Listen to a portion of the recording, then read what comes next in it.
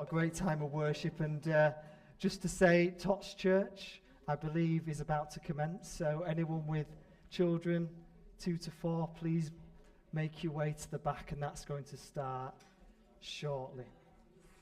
It's really good to be with you this morning. If you don't know who I am, my name is Richard. Welcome to our church. And I just want to start my message this morning. Hello. I just want to start my message this morning by telling you a little bit about what I do during the week, what I get up to at work, if that's okay. So I actually work in communications. So that basically means I'm part of a team that does lots of things, but one of the main things we do is that we interact with media outlets in the UK. So things like newspapers, television channels, online news platforms. So typically you'd get a journalist who is running a story, and it might be about the organisation that I work for. So they'll come to us, they'll get in contact, and it's part of our role to help answer any questions that the journalist might have, to sometimes provide statements.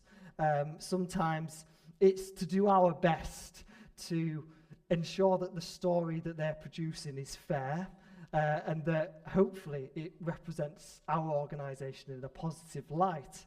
That's what we try to do anyway. But if you've ever worked in communications or you've been involved in it, you'll know that that is a bit trickier than it sounds.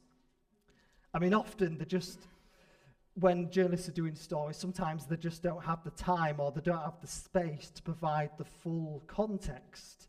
So stories can be rushed, headlines can be sensationalised, and sadly, coverage isn't always balanced.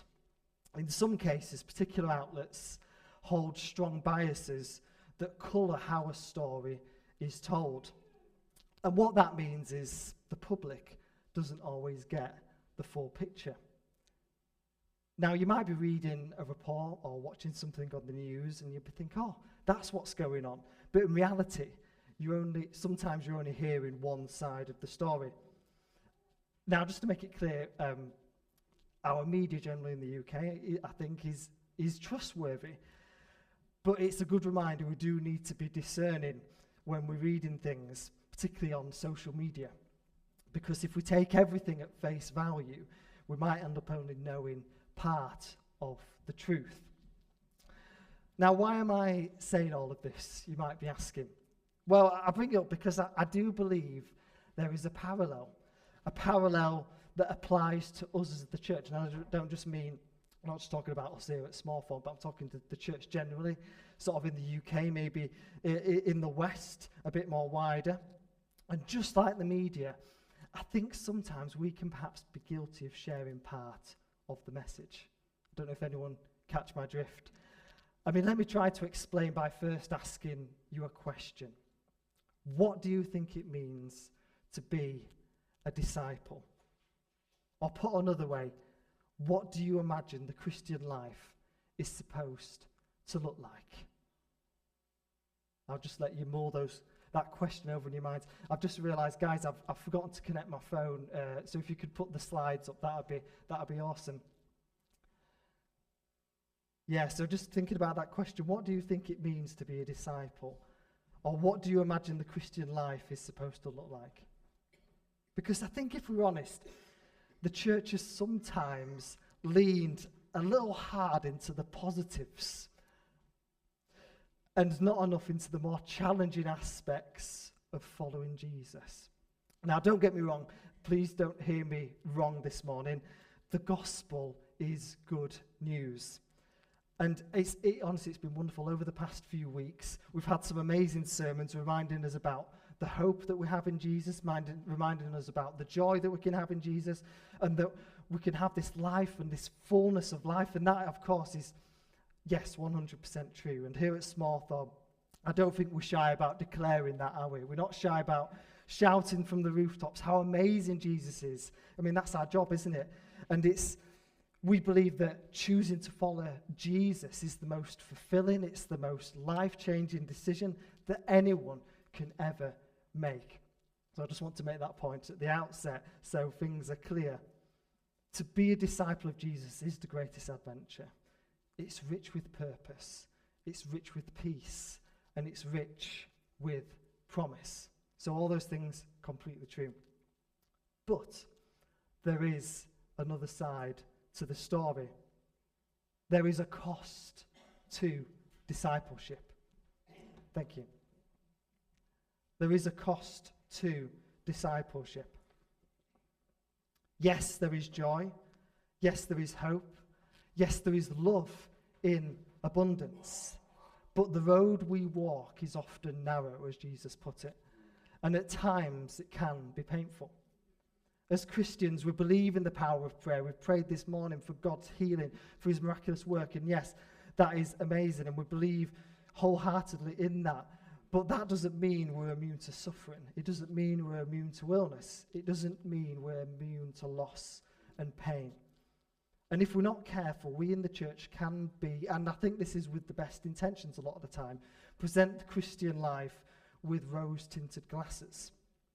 The reality is this: to follow Jesus is to walk in his footsteps. I know that sounds a bit obvious, but maybe we just need to think about that. To follow Jesus is to walk in his footsteps and think of the journey that Jesus went on.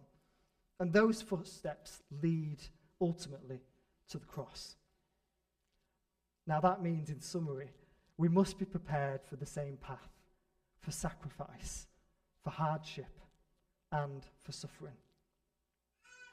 Now, I don't know if this has been your experience, but when I read through the Bible, there are certain passages that I come across that deeply challenge me. It doesn't matter how many times I come across them. Is anyone sort of in that same boat? Today we're going to spend some time looking at one such passage. And it's found towards the end of chapter 8 of Mark's Gospel. And it contains some of Jesus' most striking words about what it means to follow him. So if you've got your Bibles, do you want to join me? It's going to be on the screen as well. We're going to go to Mark chapter 8, verse 34. Okay. So then he, that is Jesus, he called the crowd to him along with his disciples, and he said this: whoever wants to be my disciple must deny themselves and follow me. For whoever wants to save their life will lose it, but whoever loses their life for me and for the gospel will save it. What good is it for someone to gain the whole world yet forfeit their soul? Or what can anyone give in exchange for their soul? Strong and powerful words by Jesus, aren't they? Words which many of us, I think, can find uncomfortable to listen to. In the gospel accounts, we read of how thousands of people were drawn to Jesus. But in reality, it was perhaps only a few hundred who became his disciples. So what Jesus presented to people was the chance of a lifetime. But most people actually said no to his invitation. Many were drawn to Jesus, like in this passage, but they weren't willing to accept what Jesus demanded of them. A willingness to commit all that they had to a life of what a guy called John Mark Comer in his book Practicing the Way describes as apprenticeship to him. Now in the Gospels you read that some made excuses. Some said, "First let me go and bury my father."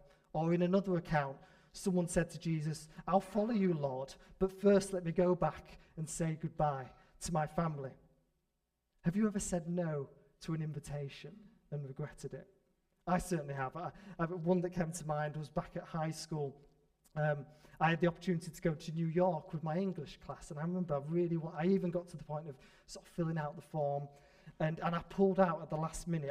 I think it was because up until that point I'd never gone that far without my family, and so I ended up not going, and that's the sort of decision. I think, I've not been to New York. I would love to have been. Hopefully I'll get an opportunity to go at some point in the future. But there are lots of reasons why people turned down Jesus in the Gospels. But I think maybe one of the common denominators appears to be the cost of leaving something behind.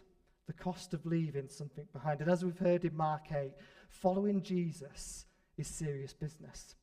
And it requires you to do almost three things: to deny yourself, to take up a cross, and to follow him. Now, whether you're here this morning, you might be looking in from the outside almost, intrigued by Jesus, or you might be already part of the discipleship gang, so to speak. My hope as we explore this passage is not to discourage, but I want to almost pretend you're in a car and wipe away the car windscreen and to offer us a clearer view, hopefully, of this, what I've called the paradoxical life of a Christian. One which involves losing your life and leaving something behind in order to save it. Now, before we get into the details, I think it's helpful to maybe explore a bit of the context of these verses found in Mark 8. So actually, earlier in the chapter, we read how Jesus and his disciples traveled to a village surrounding a place called Caesarea Philippi. And it's located north of the Sea of Galilee. And this was actually predominantly a non-Jewish region. It was associated with imperial worship and with something called polytheism. And that is basically the belief of many gods. So you can think, particularly back, say, the Roman times, they believed in many different gods. So this is the type of place that Jesus rocked up with his disciples. And it's at this place that he turns to his followers and he asks them a really crucial question. He says, "Who is it that the people say that I am?" And can anyone remember the response that his disciples give to him? Well, they say, some say you're John the Baptist, others say Elijah, others say a prophet. But Jesus then goes one step further and he asks his disciples, "Yeah, but who do you say that I am?" And sort of scholars say this is actually a crucial bit of the narrative in Mark's gospel. It's a bit of a hinge in his account. So Jesus asked this question, "Who do you say that I am?" And Peter, we all know Peter, don't we? The one who always pipes up. And he responds by saying, "You are the Messiah." We then read how Jesus began to teach them how he must suffer, he must be rejected, he must even die, and then he will rise from the dead. So Jesus, he speaks plainly about this, doesn't he? He's telling his disciples what's going to happen to him. But then something extraordinary happens. Peter, would you believe, takes Jesus aside and he rebukes him, we're told. Peter rebukes Jesus. And what does Jesus do in response? Well, he rebukes Peter back, but not just privately like Peter did to Jesus. Jesus rebukes him in front of the whole group of disciples. And he says to him, "Get behind me, Satan." Wow, that's a strong rebuke, isn't it? And he says, "You do not have in mind the concerns of God, but merely human concerns." It's at this point that Jesus calls to the crowd to come and he teaches them these verses about what they must do in order to be his follower. I mean, what on earth is happening? It seems like a bit of a shift, doesn't it, from one thing to the next. But I do think that Peter's rebuke actually demonstrates something quite important. It demonstrates how conditioned he and the disciples were to expect a certain outcome. Now, Bible commentators tell us how in the first century, most Jews believed that this figure called the Messiah, in other words, the anointed one, or that this Savior figure who was foretold by the prophets of the Old Testament, they believed the Messiah would be a royal figure. They believed that the Messiah would be a conquering king whom God would empower to deliver Israel from her oppressors. Most notably at the time, of course, the Romans, who were occupying Israel. So people believed the Messiah would be almost as triumphant as King David in the Old Testament. The Messiah would be as wise as King Solomon. But perhaps this is what Peter was also expecting from Jesus. Peter perhaps wasn't expecting a suffering servant, a Messiah who's expected to die. That doesn't sound right. Up to this point, it seems like the disciples knew something of who Jesus was, but they hadn't yet grasped the whole picture. They hadn't wrapped their heads around the fact that God was going to accomplish his purposes in a completely unexpected way. It poses the question, how conditioned are we this morning to expect God to act in a certain way? Peter's reaction serves, I think, as a lesson to all of us. We must be sensitive to how much we, very much like Peter, can project our aspirations onto Jesus. This passage, it should almost force us to examine the many ways we want to correct Jesus' teaching, perhaps to suit our own prejudices. Now, Peter had to accept the necessity of Jesus' suffering and his death, and we too have got to do the same. And as we're going to learn, we cannot be disciples unless we accept the same fate for ourselves. Authentic discipleship is more than getting Jesus' title correct. In Jesus' own words, if one is to follow him, the first thing he or she must do is to deny themselves. So let's look at that first bit in the verses, shall we? Deny yourself. As I'm sure you probably worked out already, this passage is going to help introduce us to the rigors of discipleship. Now, one person commentating on this passage suggests that one cannot live as a disciple the way many watch television. I don't know how you watch. I mean, the way you've watched television has changed so much, hasn't it? I mean, I find myself watching sort of Netflix and YouTube and things like that rather than sort of traditional telly. But so maybe this is a bit out of date, this illustration, but this commentator suggests that one cannot live as a disciple the way many watch television. You know, you can imagine the scene, sitting in a chair with a remote in your hand, ready to switch the channels whenever anything unpleasant or demanding appears on screen. Now, in our house, whenever one of those, do you know those adverts from the RSPCA? Or you get the Donkey Sanctuary. Now, whenever one of those appears, Holly, she just can't cope with animal suffering, like, you know, sort of. So we have to turn it off before she gets upset. But as we see in verse 34 of Mark chapter 8, Jesus says that whoever wants to be his disciple first must deny themselves. What is it that Jesus means by this? I must admit, when I first read the passage, my thinking sort of went to Lent. You know, Lent, that time of year before Easter, where you traditionally deny yourself something. It's usually like sweets, isn't it, or chocolates, or something nice. But we've got to be careful here not to confuse the call of self-denial with self-discipline. That isn't really what Jesus means. So Ernest Best, who authored this book called Following Jesus, Discipleship in the Gospel of Mark, he explains, it is not the denial of something to self, but it is the denial of self itself. It's not the denial of something to self, but the denial of self itself. It's the opposite of self-affirmation, of putting one's value on one's being, one's life, one's position before man or before God. To deny yourself then is not limited to a certain time of year like Lent, but it is an attitude that creates daily submission of your own will to another's. So to deny yourself is to say no to the I that would enslave us, to say yes to the God who would lead us to life. Bonhoeffer, some of you, I'm sure, will have heard of him. He was a German pastor who died at the hands of the Nazis in the concentration camps during the Second World War. Before that, he wrote this quite well-known book called The Cost of Discipleship, and he defined self-denial as being aware only of Christ and not of self, of seeing only him who goes before and no more the road which is too hard for us to travel. All that self-denial can say is, he leads the way, keep close to him.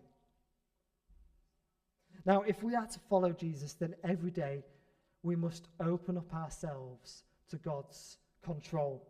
And this can take shape in lots of different ways. I think it depends on each of us. We all maybe have different things which apply to us.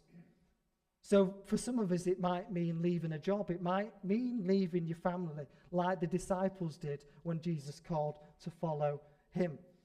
But for others, it might just mean renouncing the desire for status, renouncing the desire for honor. For others, it might mean the rejection of an appetite for wealth, or the rejection of the love of ease. For others, it might mean abandoning the crave for security, or the desire for revenge. Only you know best what is stopping you from giving your whole lives over to God. Self-denial may also be true for an entire church. I mean, one example might be that a church might need to go without something in order to help another congregation that is struggling. That's just maybe an example. So that's deny yourself. The second aspect is take up your cross. Next, Jesus tells us that whoever wants to be his disciples must take up their cross. Before we get into exploring what perhaps this means, we're just going to watch a short video. Thanks, guys. I was doing my shopping at a supermarket, and the lady at the supermarket on the checkout desk, she had a cross around her neck. So I said, "Oh, hello." I said, "You're a Christian." She says, "What?" I said, "You're a Christian." She says, "What are you talking about?" I said, "You've got a cross around your neck." She goes, "Oh, it's nice." I looked at her name, Tracy. I said, "Tracy." It was not nice. It was nasty. She looked at me as though I was an alien that had just landed from another planet. So I'm putting the stuff on the conveyor belt, we're packing, we're talking. I said, "Tracy, listen, if I had an earring here and you said, 'What's your earring there?' That's a gas chamber." "No." "Yeah, gas chamber." "Why are you wearing a gas chamber earring?" I said, "Well, I want to remember how millions of Jewish people died in the Second World War." And then you said to me, "What's your other earring?" "Oh, that one there, electric chair." "No." "Yeah, electric chair."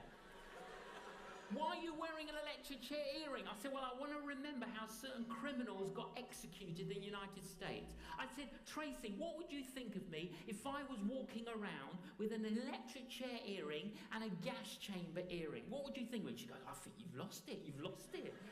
No, so I said, "Tracy, is that because there's symbols of execution?" She goes, "Yeah. I said, "So Tracy, what do you think you're wearing around your neck?" I said, "Tracy, you've got to remember this. Jesus didn't wear it around his neck. He wore it on his back." Big difference. And we were in this huge supermarket, and it's like the whole place went quiet. And Tracy went, "Cool." I said, "That's right, Tracy. Cool." Jesus came into this world to clear our overdraft. To clear our overdraft. There we go. He's funny, isn't he, J. John? The cross is at the heart of the gospel. And bearing a cross is a central requirement of discipleship. So if Jesus is the Messiah, then he expects to be followed. He expects to be obeyed. He does not look for modest adjustments, but a complete overhaul. He calls us to bear a cross. But what does that mean? I think J. John, in that clip, he sort of captures some of perhaps the attitude that people have of the cross today. For many, the cross is a piece of jewelry to be worn around your neck. And I know many of you here will be wearing crucifixes. And I'm not saying there's anything wrong about that, by the way. That's great. But we must remember what the cross represents and what bearing the cross meant for Jesus. One Bible commentator writes how cross-bearing refers to self-sacrifice, even to the point of giving up one's own life. Jesus did not offer his disciples varieties of self-fulfillment. He didn't offer intoxicating spiritual experiences or intellectual stimulation. He represents them with a cross. He also doesn't invite them to try the cross on for size to see if they like it. He does not ask for volunteers to carry one for extra credit. This particular demand, one commentator says, separates the disciples from the admirers. Disciples must do more than survey the wondrous cross that we sang. Thank you for singing that this morning, Dad. We must do more than survey the wondrous cross and love the old rugged cross, as some of our much loved hymns have it. We must become like Jesus and live the cross. To take up your cross means that you have enrolled into the school of suffering. That sounds nice, doesn't it? We've got to be careful about misinterpreting what the cross means. For some, they may regard the cross they bear as, and I have actually heard this before in church, some may regard as bearing your cross as some sort of bodily illness or some problem that you might have with a family member or some catastrophe that strikes in your day-to-day life. That is not what Jesus is talking about. The cross represents the oppression caused by humans who oppose the faith and the witness of Christians. It's not about bearing patiently with the aches and the pains of life. As one writer puts it, we've only found Christ when we are more concerned about others' suffering than our own. The advice Jesus offers here is, of course, paradoxical and challenges the way most of us go about living our lives and the pervasive attitudes of our culture today. Jesus goes on to say that one has to lose their life in order to save it. We've got to grasp the cross, the very thing that will put us to death, yet it is the way that God wins. It is the way that he achieves his purposes. So as I come to conclude, I appreciate that it may not have been the easiest or the most uplifting of messages to hear this morning. But I also appreciate that some of you might be sitting there thinking, well, thanks, Richard. I'm actually thinking, is it all worth it? It doesn't sound extremely pleasant. However, when counting the cost of following Jesus, you've got to count the cost of not following Jesus. I think if you did the maths, you would quite comprehensively conclude that following Jesus, yes, it will cost me, but not following him is going to cost me a whole lot more. Not following Jesus will cost you your life with God. Not following him will cost you the very purpose of which you were created for. It will cost you access to the peace which transcends all understanding. It will deny you the joy that is inexpressible. To not follow Jesus will cost you the freedom from bondage of sin. To not follow Jesus will mean that you don't have the forgiveness from the guilt and the shame that sin gives you. And not following Jesus means that you are not adopted into the family of God. The truth is, life is hard, isn't it? With or without God. But I think it's even harder, and for some it's even more unbearable, to face the pain and the suffering of life apart from God. So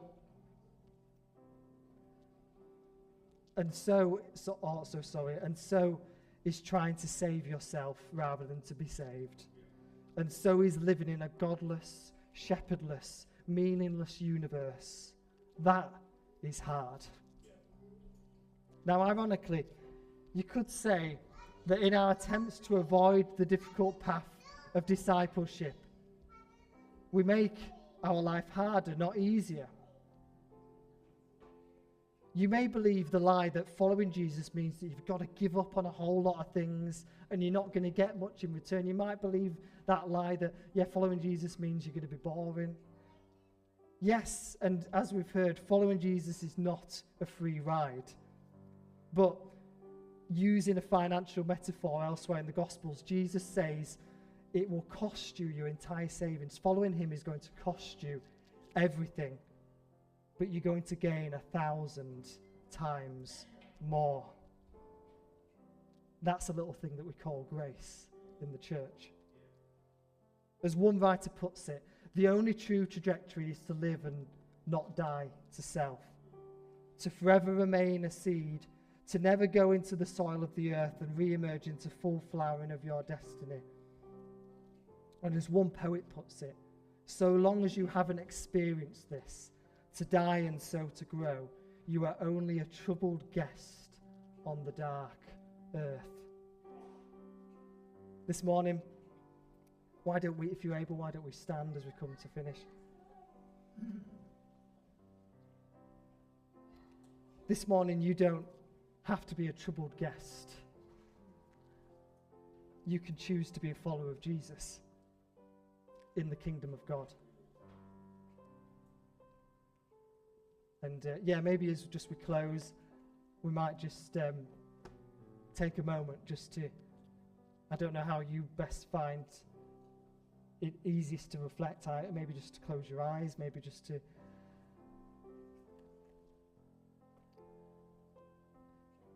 maybe reflect on those words from Jesus. And maybe it's just for some of you, I mentioned about the denying yourself. And maybe there was something on that list that I gave you, or maybe there's something else that God has brought maybe a bit to the surface this morning, something that is perhaps holding you back from giving yourself fully to God. And if that's the case, then maybe just in the quietness of our hearts, we could just bring that before God.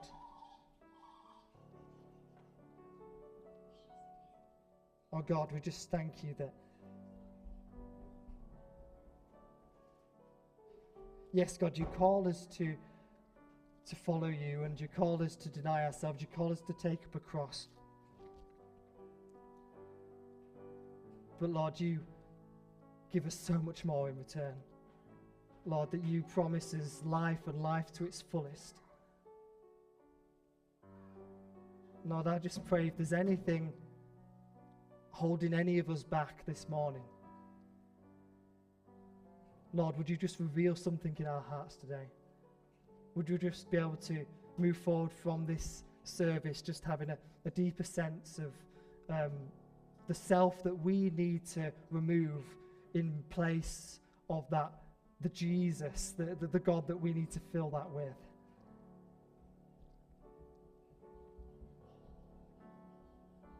And obviously, if you want to pray with someone, if you want to just chat with someone, I'd encourage you just to, there's me, myself, there's Stephen, there's Fred, there's Graham, my dad, there's Phil, Jeanette at the front. Someone will chat with you. But we just pray for that in your name, Jesus.